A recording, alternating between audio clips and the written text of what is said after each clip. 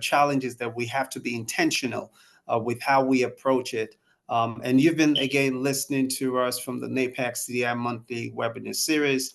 Our guests today have been giving us a generic insight into the Nigerian mining sector.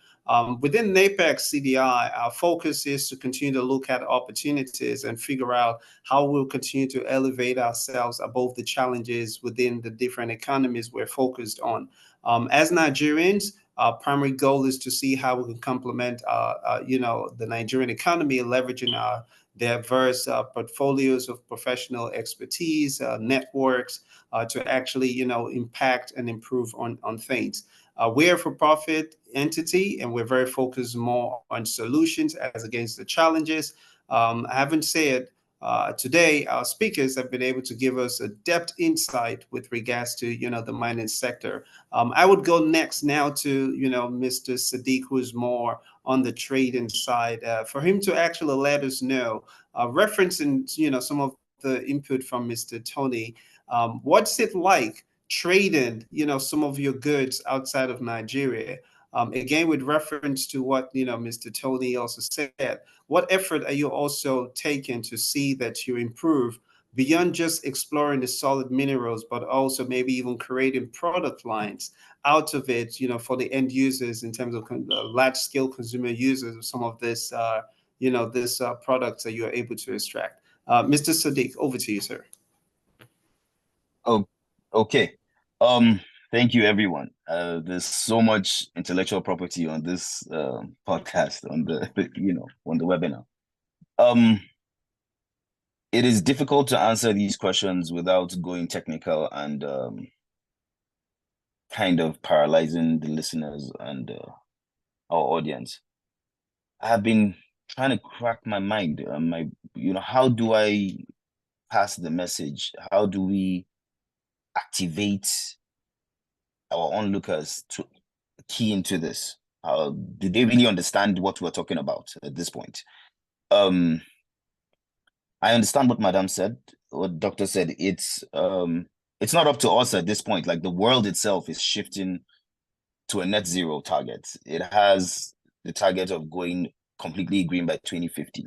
So there is a timestamp. There's a problem we now have, which is it's a deadline, first and foremost. So when you're talking about supplying the world, how do we export? How do we sell what we have? What are the challenges? I think first, critical metals. Do we understand what it is? It is essential for modern technology and economic security. So it's not a case of the world liking you. It's what you can contribute at this point, right? And how does an average or regular Nigerian key in? How does he create wealth? Because one thing we need as many billionaires from Nigeria as possible, global billionaires in USD or more. How do we do that fast and properly? Not necessarily like just super fast, but I mean, it's within, there's a target of 2030, there's a target of 2050. When the world converts or leaves fossil fuel technology, especially the vehicles, for instance, let's just take like the electronic vehicles as an example to just give context to the audience. There are 6 metals on each side. The 6 metals that make up the electric vehicle. There are 6 metals that make up the electric vehicle battery. China controls 85% of this sector. They are producing the vehicles for the world. And the Chinese have been locked out, as I said, from a lot of all these places where they sourced the metals.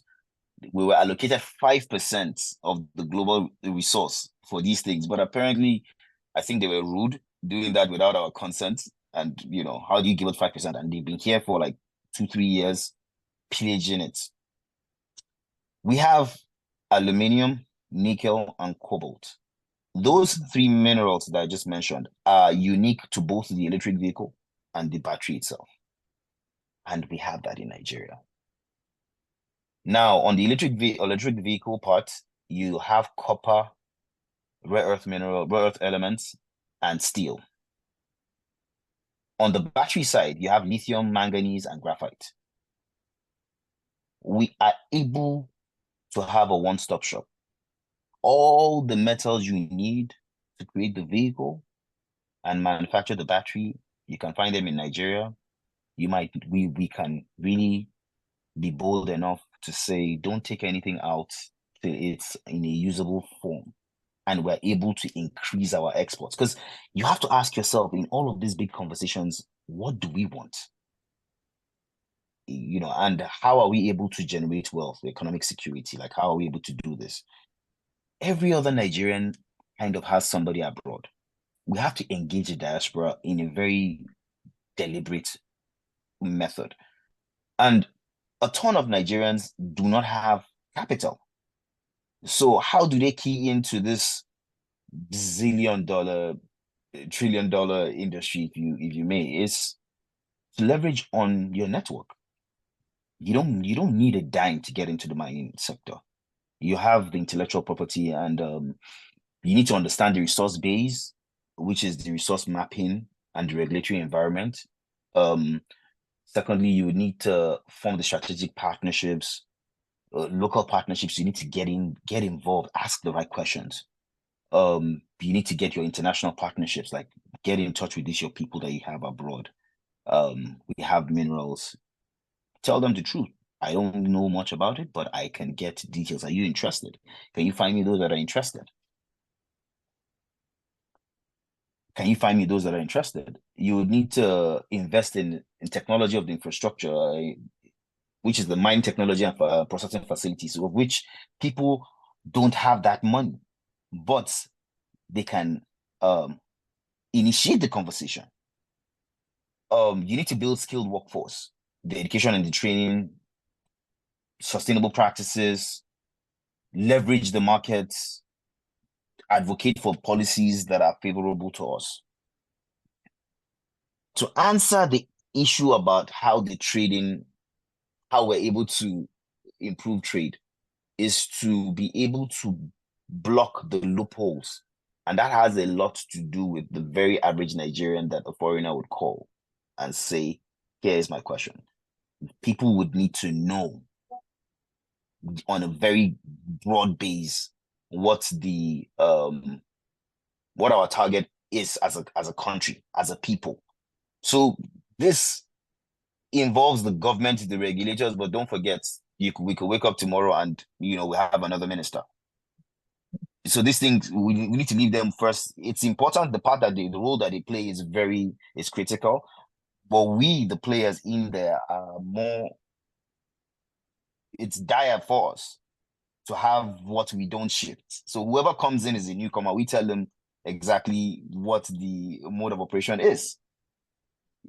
So we would need to involve a lot of our people in this so that they're able to leverage on network to build some major wealth. And we will need to process. So we are able to process. Majorly, one of the major challenges we have is processes, because what people ask, they ask for high concentrations. For instance, for lithium, they ask for high concentrations of lithium, of which the majority of lithium that you find in Nigeria is the low grades. So we need to be able to bump it up so that a lot of people can get to participate economically. Yes. Yeah. Thank you, Mr. Sadiq. So here is what we'll definitely love to do, because I know we're basically on the hour. But I